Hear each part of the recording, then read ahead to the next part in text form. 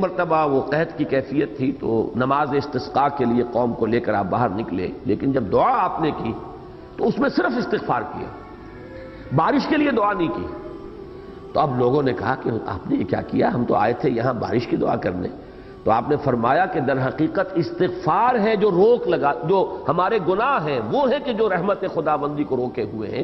اب جب ہم استغفار کر رہے ہیں، اس میں بھی آگے چل کر آ جائے گا، یرسل السماء علیکم مدرارا، اللہ تعالیٰ آسمان کو تم پر چھاجوں برستا ہوا می جو ہے وہ اس شکل کے اندر جو اللہ تعالیٰ تم پر رحمت نازل فرمائے گا، اور یہ ہے صرف مغفرت کا نتیجہ۔ تو یہاں پر بھی وہی ہے کہ اگر تم ایسا کرو گے، یغفر لکم من ذنوبکم، اللہ تعالیٰ تمہارے گناہ بخش دے گا، وَيُؤَخِّرْكُمْ إِلَىٰ أَجَلٍ مُّسَمًّى، اور تمہیں مؤخر کرے گا ایک اجل مسمى تک۔ اس لفظ مؤخر میں ایک بات موجود ہے، مضمر ہے، کہ ویسے تو تم عذاب کے مستحق ہو چکے ہو اور تمہاری وہ اجل معین گویا کہ تمہارے سر پر آئی کھڑی ہے، لیکن یہ کہ اب بھی اگر تم توبہ کر لو تو اللہ تعالیٰ ایک خاص مدت تک کے لیے اس عذاب کو ٹال دے گا۔ اس میں پھر بحثیں پیدا ہوتی ہیں کہ اللہ تعالیٰ کی تقدیر جو ہے، کیا اس کو انسان کا طرز عمل، انسان اگر دعا کرتا ہے، توبہ کرتا ہے، استغفار کرتا ہے، تو کیا اس سے وہ تقدیر جو ہے وہ بدل جاتی ہے؟ اس میں مختلف جو ہے ہمارے علماء نے جو اس کا جواب دیا وہ یہ کہ تقدیر دو قسم کی ہے۔ ایک تو تقدیر مبرم ہے، ہر صورت میں وہ ہو کر رہنی ہے اور کوئی اس کے اندر تبدیلی کا امکان نہیں۔ ایک ہوتی ہے تقدیر معلق، کہ جو مشروط ہوتی ہے کسی چیز کے ساتھ، اگر یہ کرے گا تو یہ ہو جائے گا اور اگر یہ نہیں کرے گا تو یہ نہیں ہوگا۔ اس قسم کی جو تقدیر ہوتی ہے تقدیر معلق، اس کو انسان دعا کے ذریعے سے، حدیث میں بھی آیا ہے لا يرد القضاء الا بالدعاء، نہیں لوٹایا جا سکتا اللہ کا فیصلہ مگر دعا کے ساتھ۔ تو دعا کے اندر اللہ تعالیٰ نے اتنی تاثیر رکھی ہے خلوص اور اخلاص کے ساتھ۔ استغفار بھی دعا ہی کی ایک شکل ہے، اللہ تعالیٰ سے اپنے گناہوں کی بخشش کی درخواست۔ تو اس کے نتیجے میں یہ ہے کہ وہ عذاب، اگر تم نہیں کرو گے استغفار، نہیں ایمان لاؤ گے مجھ پر، تو وہ عذاب آیا کہ آیا، لیکن یہ کہ اگر تم یہ شرط پوری کر دو تو اللہ تعالیٰ ابھی اس عذاب کو ٹال دے گا، مؤخر ہو جائے گا۔ لیکن وہ مؤخر ہونا بھی لامتناہی نہیں ہے، اس لیے کہ یہ تو کائنات ہی لامتناہی نہیں ہے۔ تو گویا کہ اس کے بعد جو بھی آئے گا وہ تمہاری طبعی موت ہے، طبعی زندگی جتنی بھی ہے اس وقت تک کے لیے عذاب جو ہے وہ ٹال دیا جائے گا۔ البتہ یہ کہ جو بھی طبعی طور پر تمہاری زندگی کا اور تمہارا اس دنیا میں رہنے کا معاملہ ہے اسی تک صورت ہوگی، یہ نہیں کہ اس سے آگے بات نکل جائے۔ البتہ یہ کہ پھر تم ایک طبعی موت مرو گے، اللہ تعالیٰ کے اس عذاب استیصال کا نشانہ نہیں بنو گے۔ یؤخرکم الی اجل مسمى ان اجل اللہ اذا جاء لا یؤخر لو کنتم تعلمون، اور اللہ کا معین کردہ وقت جب آ جاتا ہے تو پھر اسے ٹالا نہیں جا سکتا۔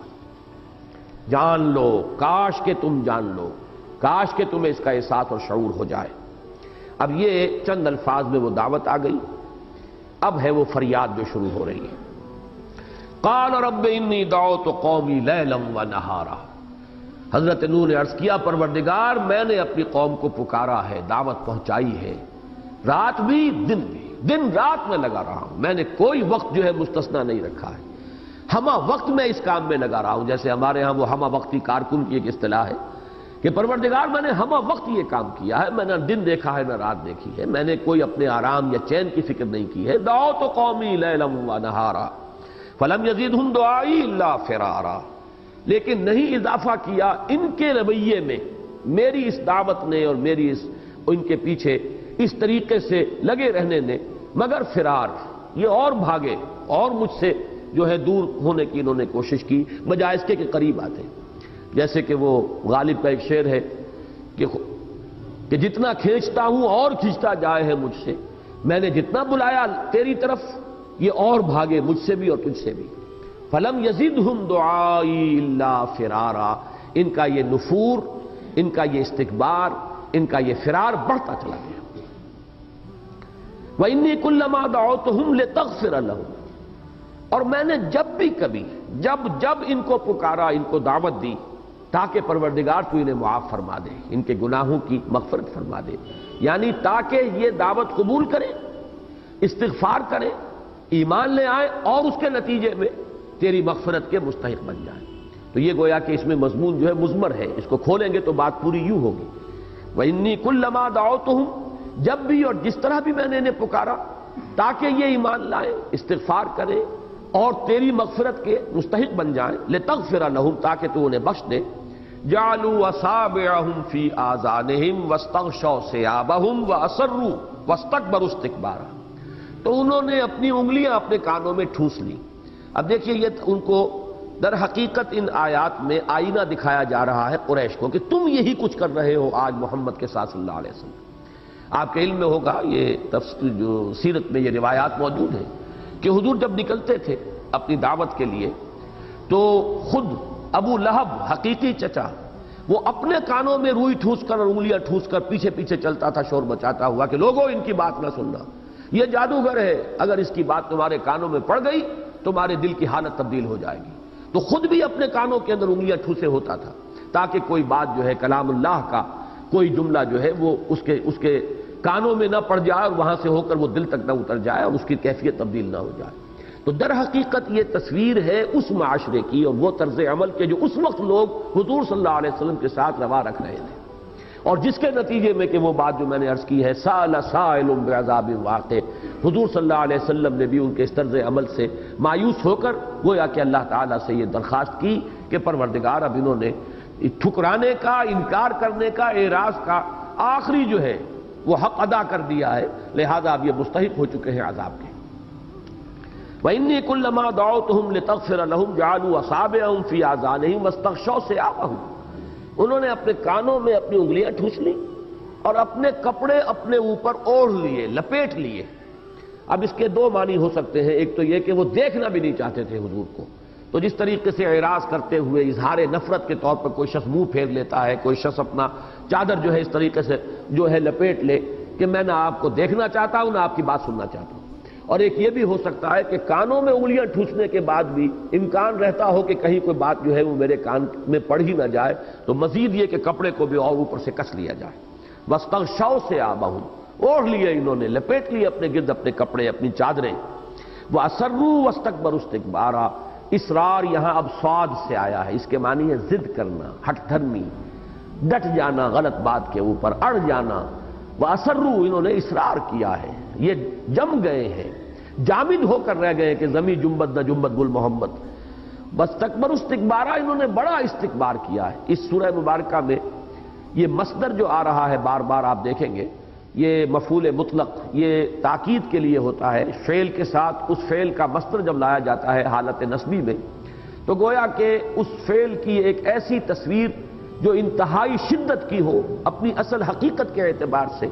واستکبروا استکبارا، انہوں نے تکبر کیا جیسے کہ تکبر کیا جاتا ہے، انہوں نے آخری درجے میں تکبر کیا ہے، بات سننے سے انکار کیا ہے، ٹھکرا دیا ہے میری دعوت کو، میری بات سننے کے بھی روادار نہیں رہے۔ وَإِنِّي كُلَّمَا دَعَوْتُهُمْ لِتَغْفِرَ لَهُمْ جَعَلُوا أَصَابِعَهُمْ فِي آذَانِهِمْ وَاسْتَغْشَوْا ثِيَابَهُمْ وَأَصَرُّوا وَاسْتَكْبَرُوا اسْتِكْبَارًا ثُمَّ إِنِّي دَعَوْتُهُمْ جِهَارًا ثُمَّ إِنِّي أَعْلَنْتُ لَهُمْ وَأَسْرَرْتُ لَهُمْ إِسْرَارًا، پھر میں نے ان کو پکارا ہے بلند آواز کے ساتھ۔ یہ جہری نماز اور سری نماز یہ تو ہمارے ہاں ہے نا، جہری ظہر عصر کی جو ہے یہ سری ہے، جہری رکعتیں اور سری رکعتیں، تو اس کو ذہن میں رکھیے، ایک ہے آواز سے، بلند آواز سے، اور ایک ہے جا کر خاموشی کے ساتھ خفیہ انداز میں کسی کو علیحدہ لے جا کر کوئی بات سمجھانے کی کوشش کرنا۔ تو یہاں جو الفاظ آئے ہیں ثم انی دعوتہم جہارا، پروردگار پھر میں نے، اس سے گویا کہ یہ نتیجہ نکلتا ہے کہ پہلے جس دعوت کا ذکر ہے وہ پرسنل کانٹیکٹ والا ذکر ہے، اس لیے کہ ثم کا لفظ آیا، ثم در حقیقت تراخی کے لیے آتا ہے، پہلے کسی بات کے بعد پھر جو بات آئے گی وہ لفظ ثم کے ساتھ آئے گی۔ اس کا مطلب یہ ہے کہ پہلے، اور یہ بالکل وہی بات ہے جو سیرت النبی میں ہمیں ملتی ہے کہ 3 برس تک حضور نے صلی اللہ علیہ وسلم، یہ نہیں کہ آپ کی دعوت کے اندر وہ جوش و خروش نہیں تھا، وہ سارا جوش و خروش اور جذبہ موجود تھا، لیکن اعلانیہ نہیں تھی وہ دعوت، وہ آپ نے علل اعلان نہیں دی تھی بلکہ پرسنل کانٹیکٹ کے ذریعے سے اپنے قریبی عزیزوں کو اور عزیزوں کے ذریعے سے آگے ان کے جاننے والوں کو، جیسے حضرت ابو بکر کے ذریعے سے جو ان کے جاننے والے تھے ان تک بات پہنچ گئی، اور عشرہ مبشرہ میں سے 6 صحابہ جو ہے وہ ان کی دعوت و تبلیغ کے نتیجے میں ایمان لے آئے۔ تو یہ گویا کہ پرسنل کانٹیکٹ سے چراغ روشن ہو رہا تھا، دیے سے دیا جو ہے وہ جل اٹھ رہا تھا۔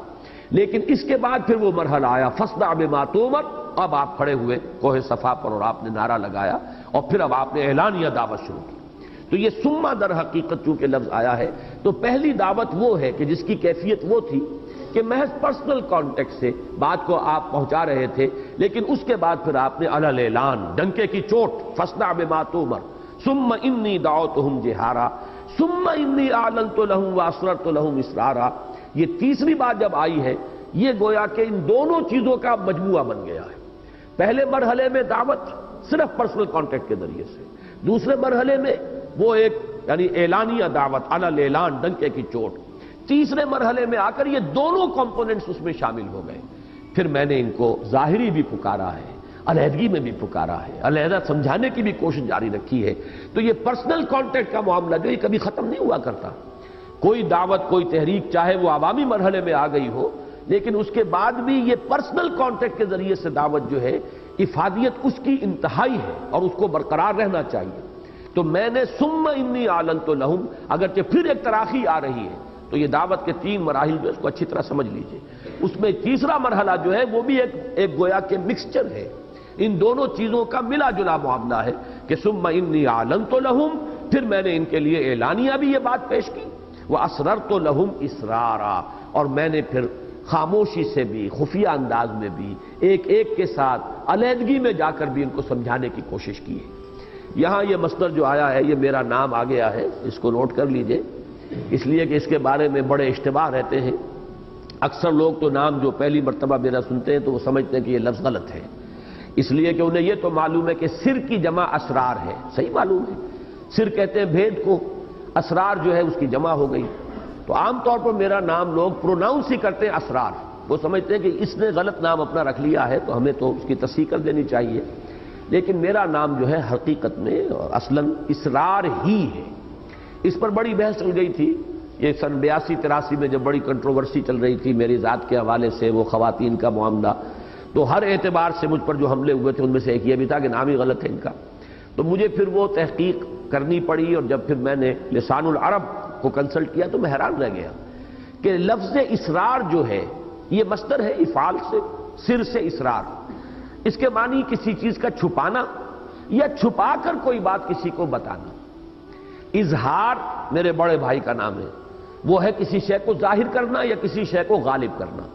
اسرار اس کے برعکس ہے، کسی شے کو چھپا لینا یا چھپا کر خفیہ طریقے سے کسی کو کوئی بات بتانا، جیسے سورہ تحریم میں آیا اذ اسر النبی الی بعض ازواجہ حدیثا، جبکہ نبی صلی اللہ علیہ وسلم نے ایک بات اپنی بعض ازواج میں سے بعض کو بطور راز بتائی، لیکن لسان العرب میں یہ بات پڑھ کر میں حیران رہ گیا کہ یہ لفظ عربی زبان کے ان چند الفاظ میں سے ہے کہ جن میں متضاد معنی بیک وقت موجود ہوتے ہیں۔ اسرار کے معنی صرف چھپا کر کہنا نہیں ہے، بلکہ اس میں اظہار کا مفہوم بھی موجود ہے، اعلانیہ کوئی کہنا بھی اس کے اندر موجود ہے، تو یہ در حقیقت یہ جامع ضدین ہے یہ لفظ کہ اس میں دونوں مفہوم موجود ہیں۔ تو مجھے پھر اطمینان ہوا کہ نام میرا وہ تو بہت ہی اچھا ہے، والدین نے رکھا ہے کہ یہ دونوں چیزیں اگر اس میں موجود ہیں، یہ لسان العرب کے اندر یہ پوری بحث موجود ہے۔ بہرحال یہاں پہ مراد جو کچھ ہے وہ یہی کہ میں نے اعلانیہ بھی انہیں سمجھایا اور علیحدہ علیحدہ تنہائی کے اندر اب ان سے علیحدگی میں ان کو سمجھانے کی کوشش کی۔ فقلت، میں نے کہا کیا؟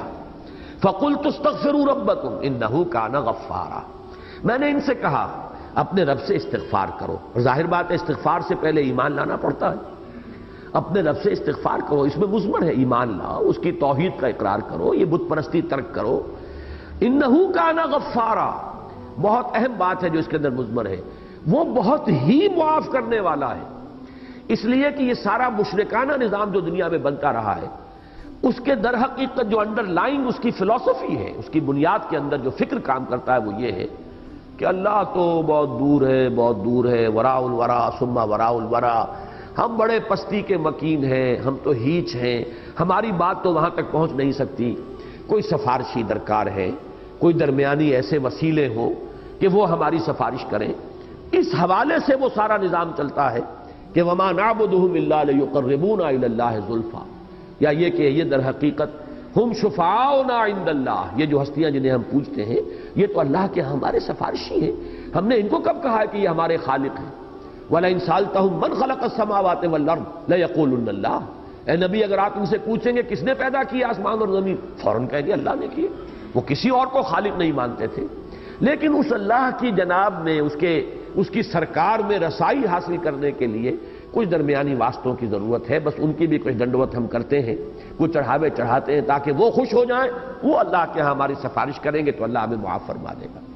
اس سب کی نفی کی ہے انہو کان غفارا، وہ تو بہت ہی معاف کرنے والا ہے، اسے کسی کی سفارش کی ضرورت نہیں ہے، تم اس کی طرف متوجہ تو ہو۔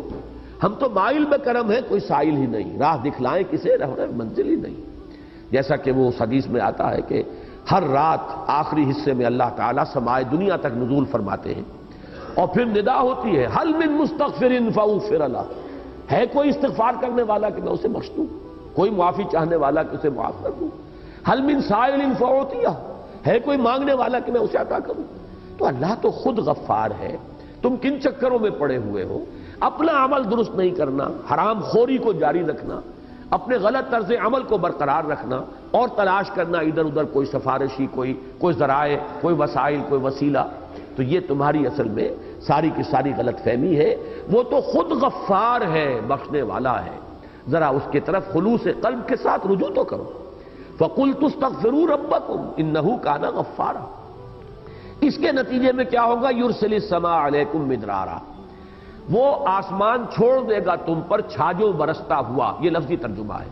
مدرار کہتے ہیں کثیر الدرور، جس میں کہ بڑی ہی یعنی قوت کے ساتھ، جس میں ہم اردو میں کہتے ہیں چھاجو بھی برس رہا ہے، چھاجو پانی برس رہا ہے، اور آسمان کو چھوڑ دے گا، یعنی گویا کہ بند ہے کوئی لگا ہوا، اور اس کے بعد اللہ تعالیٰ کے حکم سے وہ بند کھلے گا اور تم پر جو ہے اللہ کی طرف سے بارش ہوگی رحمت کی، اور ماء مبارکہ تم پر نازل کیا جائے گا۔ یرسل السماء علیکم مدرارا ویمددکم باموال وبنین، اور وہ تمہاری مدد فرمائے گا مال کے ذریعے سے بھی اور بیٹوں کے ذریعے سے بھی، ویجعل لکم جنات ویجعل لکم انہارا، اور وہ تمہیں باغات بھی تمہیں عطا فرمائے گا، تمہارے لیے بنا دے گا باغات، اور تمہارے لیے بہا دے گا اور رواں کر دے گا نہریں اور چشمے۔ اب یہ جو الفاظ ہیں ان کے حوالے سے بعض تفسیری روایات، اگرچہ وہ محدثین کے جو بھی معیارات ہیں ان پر تو اس درجے ثابت نہیں ہے کہ ان کو کہیں صحیحین میں جگہ ملے، لیکن تفسیری روایات میں یہ بات آئی ہے، لیکن مضمون سے مناسبت رکھتی ہے، اور قرآن مجید کے دوسرے مقامات سے اس کے شواہد ملتے ہیں کہ اللہ تعالیٰ جب بھی کسی قوم کی طرف رسول کو بھیجتا تھا، میں اس لیے اب اس بارے میں محتاط ہو گیا ہوں کہ رسولوں کا ذکر اور ان کے بارے میں جو سنت اللہ ہے اس کا ذکر کرتے ہوئے میں جو حال کا صیغہ نہیں استعمال کرتا بلکہ ماضی کا، اس لیے کہ سلسلہ نبوت اور رسالت بند ہو چکا ہے۔ اب ہمیں حال کا صیغہ جو ہے غلطی سے بھی استعمال نہیں کرنا چاہیے، اس سے بھی اشتباہ ہو جاتا ہے کہ اللہ جب بھی رسول کو بھیجتا ہے اس کے ساتھ یہ قاعدہ قانون ہے، تو بھیجتا ہے نہیں، بھیجا کرتا تھا، اس کا سلسلہ جو ہے منقطع ہو چکا ہے۔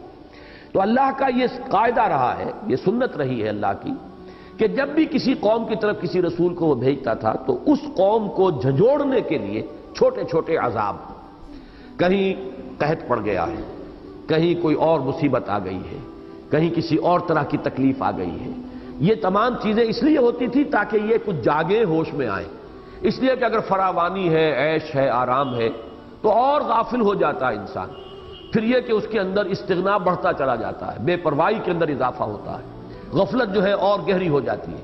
لیکن جب اس طرح کی کیفیت ہو، کوئی بیماری آ گئی ہو، تو انسان آپ کو معلوم ہے اللہ کی طرف متوجہ ہوتا ہے، دعا کرتا ہے پروردگار میری اس مصیبت کو ٹال دے۔ کوئی اور مصیبت آئی ہو تو یہ اللہ کا مستقل قانون ہے، جس کو سورہ سجدہ میں اس طرح بیان کیا گیا ہے وَلَنُذِيقَنَّهُم مِّنَ الْعَذَابِ الْأَدْنَىٰ دُونَ الْعَذَابِ الْأَكْبَرِ، ہم انہیں لازماً چکھائیں گے مدہ چھوٹے چھوٹے عذابوں کا اس بڑے عذاب سے پہلے۔ وہ بڑا عذاب کون سا ہے؟ جبکہ کسی قوم کو بالکل ختم کر دیا، تہس نہس کر دیا جائے، جس کے لیے میں نے لفظ استعمال کیا تھا عذاب استیصال، جڑ سے کسی کو اکھاڑ دینا۔ تو اس عذاب اکبر، عذاب استیصال سے پہلے چھوٹے چھوٹے عذاب، کہیں جو ہے قحط پڑ گیا ہے، کہیں کوئی اور آفت سماوی آ گئی ہے تاکہ لوگ ہوش میں آئے، جاگے۔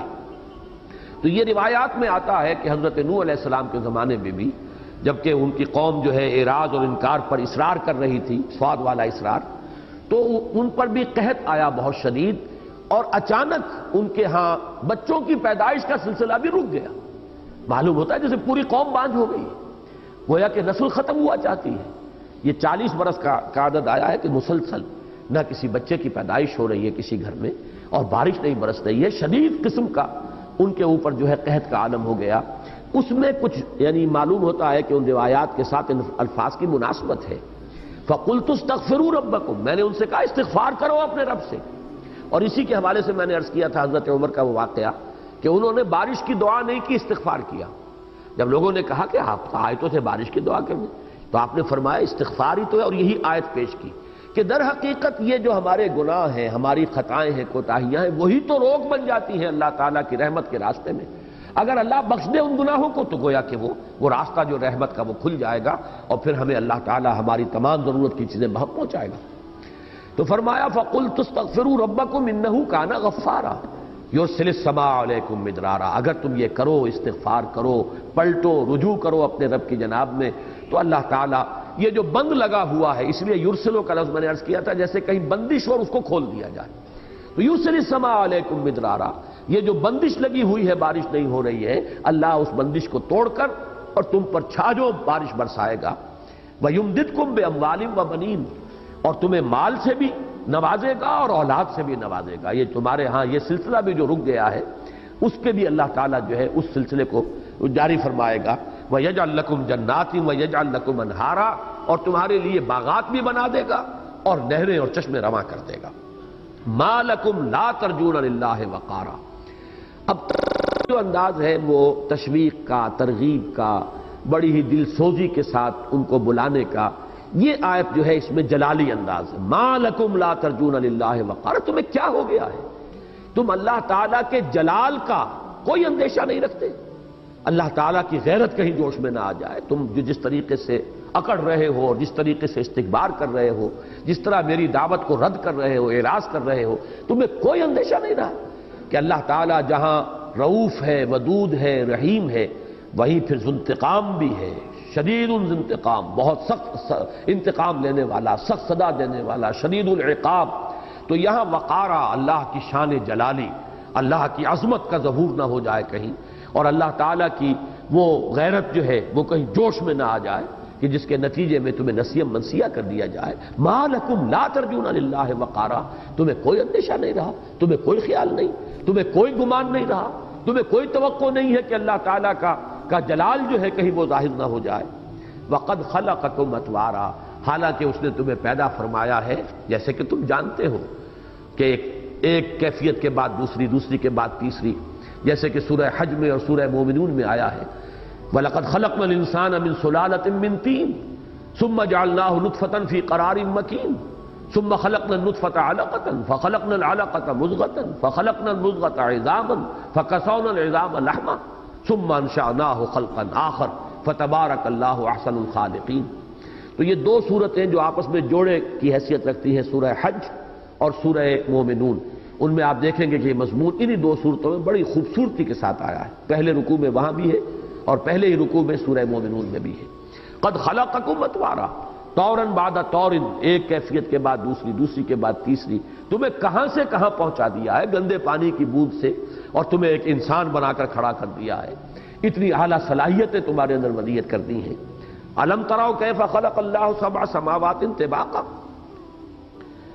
کیا تم نے دیکھا نہیں، کیا تم نے غور نہیں کیا کیسے بنا دی اللہ تعالیٰ نے 7 آسمان تہ بر تہ.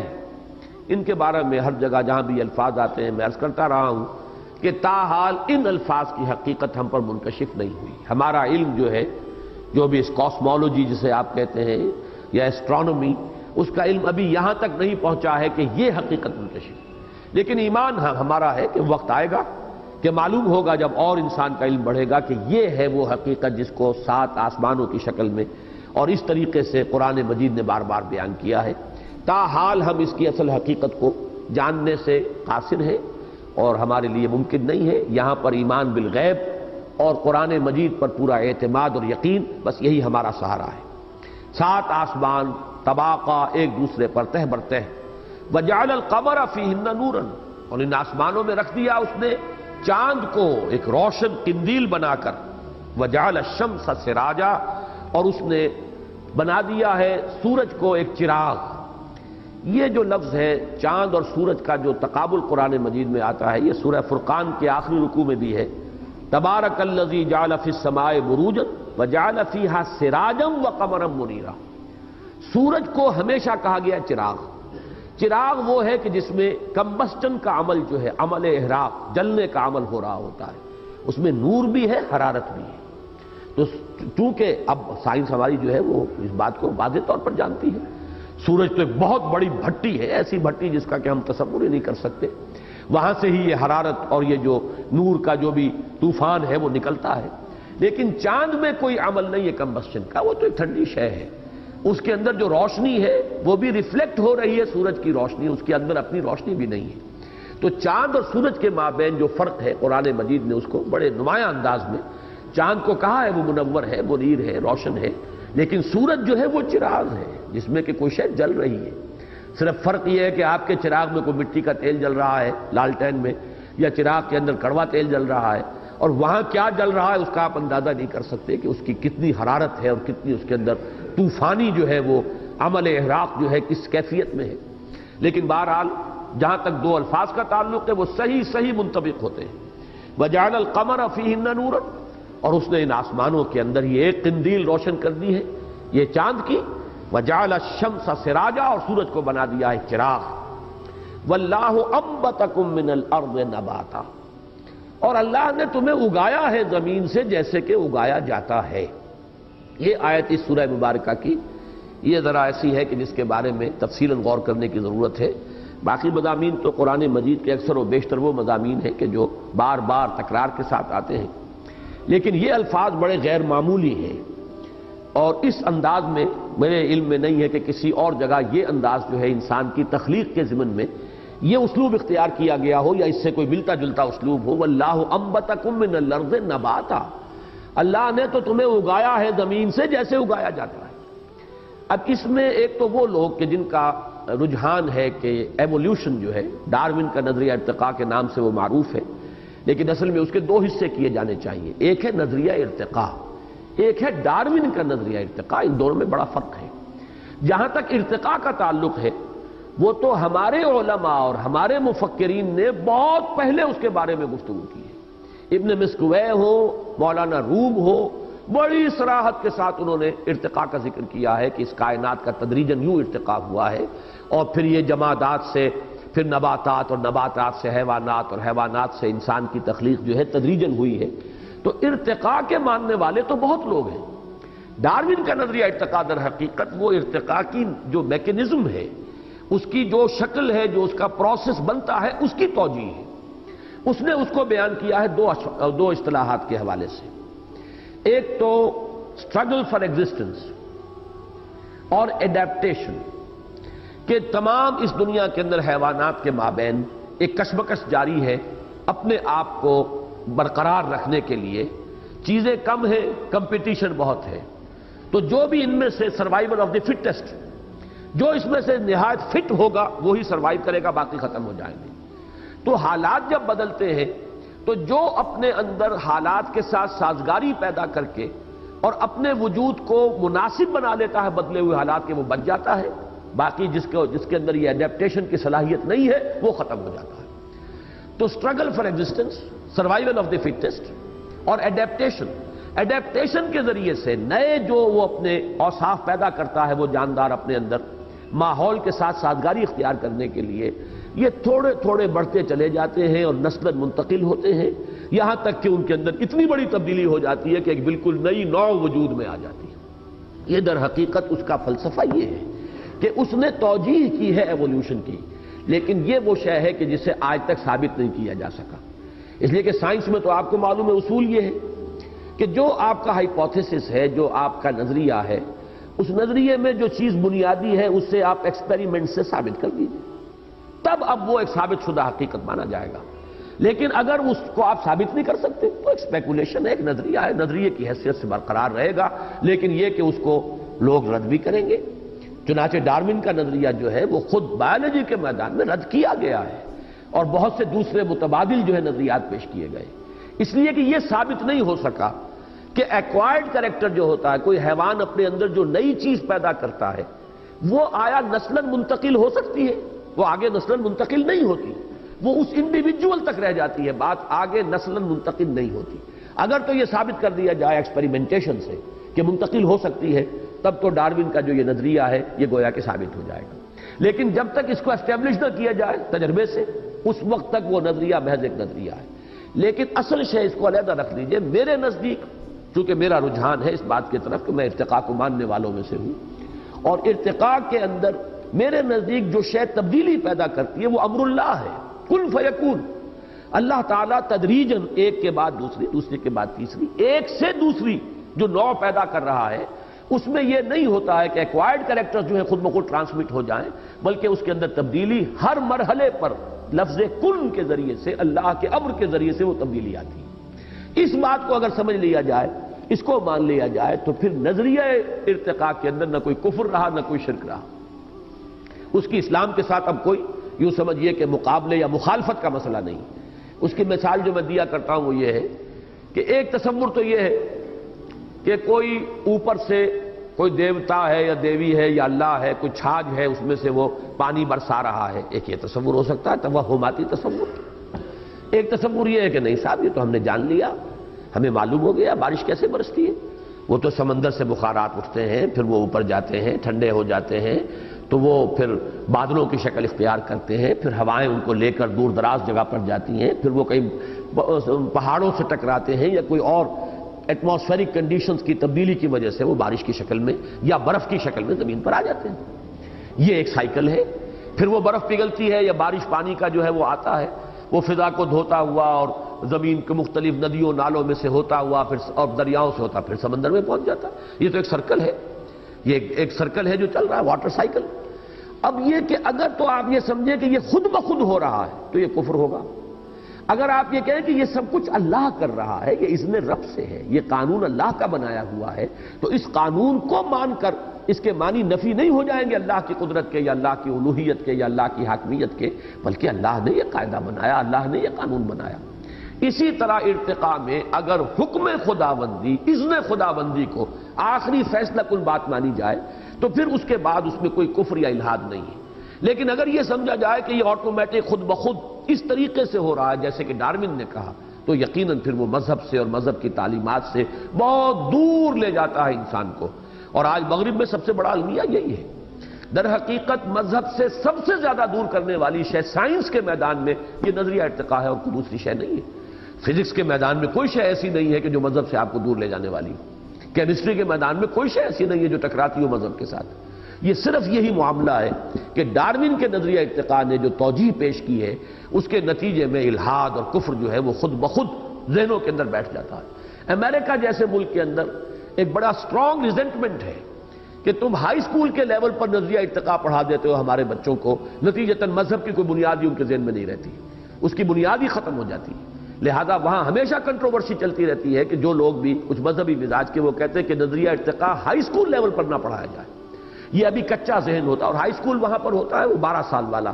تو یہ جو ایف اے یوں سمجھیے آج کل ہمارے ابھی فیصلہ ہو گیا کہ تمام ہائی اسکول جو ہیں وہ ایف اے تک ان کو اپ گریڈ کر دیا جائے گا، تو وہاں پر پہلے ہی سے ایسا ہے. یہ جو ذہن ہے ابھی پختہ تو ہوتا نہیں اور بہت ریسیپٹیو ہوتا ہے، جو چیز آتی ہے ذہن میں بیٹھ جاتی ہے. اس مرحلے پر تم پڑھاتے ہو تو وہ تو اسے سمجھتا ہے کہ بس یہی واقعہ ہے اور ایمان لے آتا ہے. اور جس نے اس چیز کو اس شکل میں مان لیا، اب اس کے لیے دین اور آخرت اور اللہ اور خدا اور یہ سب تمام چیزیں جو ہیں وہ بالکل یوں سمجھیے کہ irrelevant ہو جاتی ہیں، ان کا کوئی بحث کا موقع ہی نہیں. تو یہ تصور ذہن میں رکھے. باقی اس آیت کے اندر ایک نقشہ ہے. دیکھیے پودا، پلانٹ اور کوئی حیوان، اس میں فرق کیا ہے؟ باقی سارا میکینزم وہی ہے. پلانٹ جو ہے وہ گویا کہ گڑا ہوا ہے زمین میں، وہ ہل نہیں رہا ہے. باقی تو سارا میکینزم بایولوجی، آپ کو معلوم ہے بایولوجی جو علم الحیات 2 حصوں میں تقسیم کریں گے، زوالوجی اور باٹنی. وہ علم نباتات ہے، یہ علم الحیوانات ہے. دونوں کو گروپ کرتے ہیں بایولوجی کے اندر کہ لائف اس میں بھی ہے، لائف اس میں بھی ہے. لیکن یہ پودا جو ہے یہ گڑا ہوا ہے ایک جگہ، جبکہ حیوان چل رہا ہے. باقی تو ساری فزیولوجی وہی کی وہ ہے. اس اعتبار سے اس کے اندر انبتکم من الارض نباتا ایک گویا کہ اشارہ ضرور موجود ہے کہ اس طریقے سے تدریجاً ارتقاء ہو کر انسان تک یہ عمل جو ہے تخلیق انسان تک پہنچا ہے. اور اگر اس طرف ذہن نہ آئے یا آدمی نہ چاہے اس انداز میں سوچنا، تب بھی ایک مفہوم موجود ہے. اور اس کا تقابل ہوگا آگے جو آیت آ رہی ہے کہ بعث بعد الموت میں تو اللہ تعالیٰ تمہیں قبر سے نکال لے گا جیسے نکالا جاتا ہے.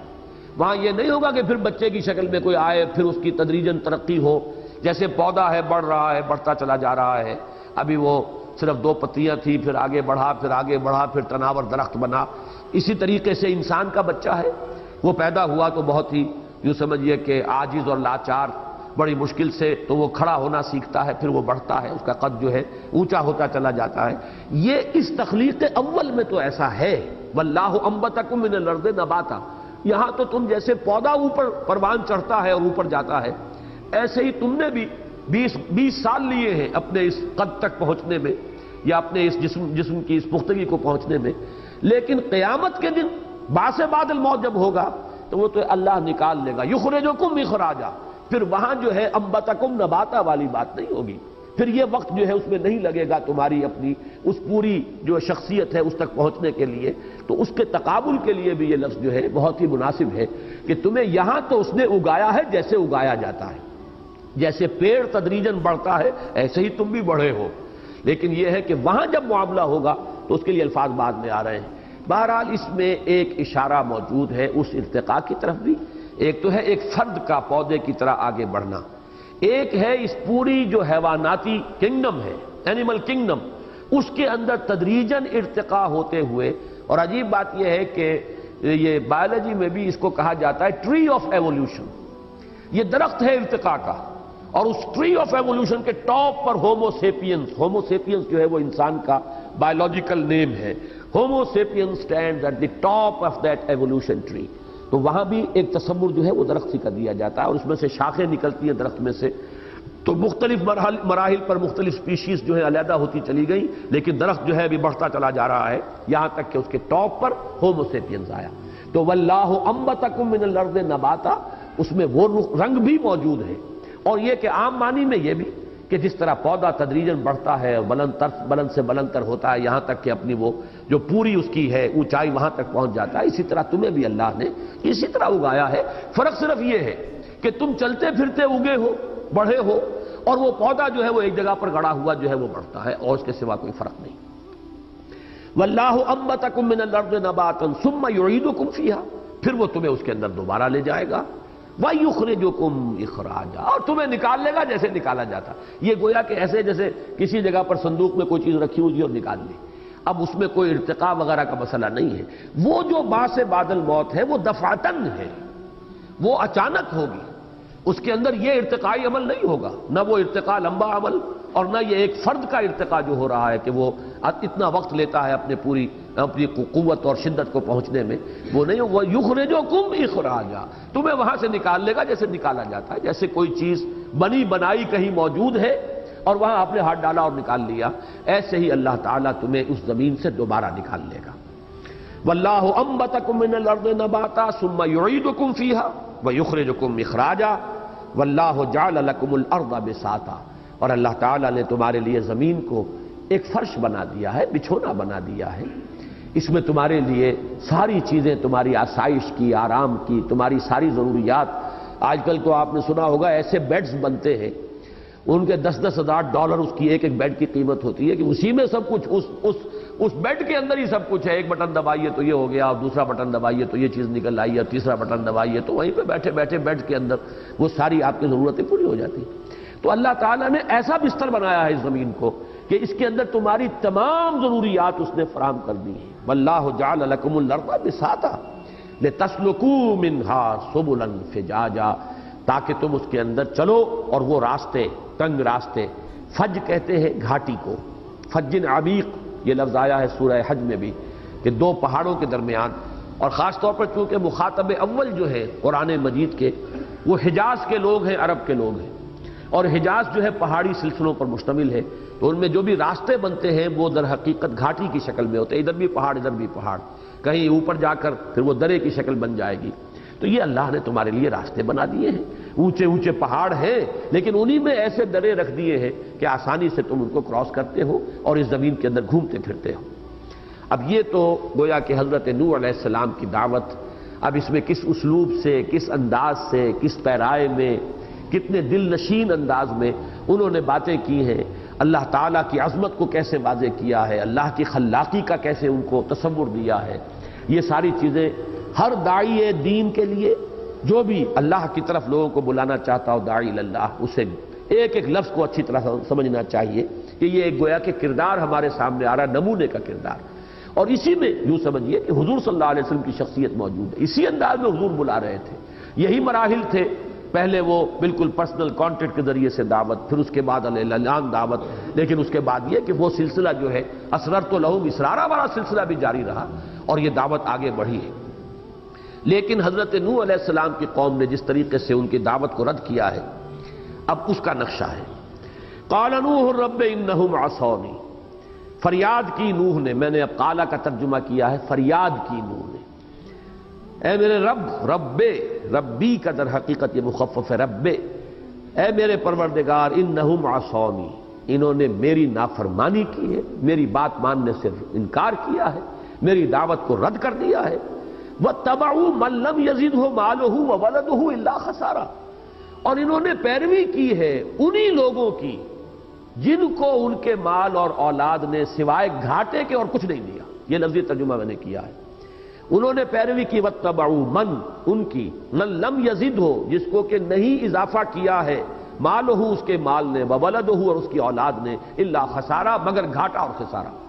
یعنی تو نے انہیں اولادوں سے نوازا، تو نے انہیں دولتیں دی، یہ جو سرداران قوم ہیں، لیکن ان کی اولاد اور مال کی وجہ سے سرکشی بڑھتی چلی گئی. بجائے اس کے کہ شکر کرتے تو یہی مال و اولاد ان کے لیے خیر کا ذریعہ بن جاتی. لیکن انہوں نے چونکہ کفران نعمت کیا، گھمنڈ کیا، تکبر کیا، تو تیری دی ہوئی یہ نعمتیں ان کے حق میں گویا کہ خسارے کا ذریعہ بن گئی، خسارے کا سبب بن گئی. ان میں تمرد، شیطنت، استکبار، غرور پیدا ہوا، جس کی وجہ سے وہ میری دعوت کو ٹھکرا رہے ہیں، میری پکار پر لبیک نہیں کہہ رہے.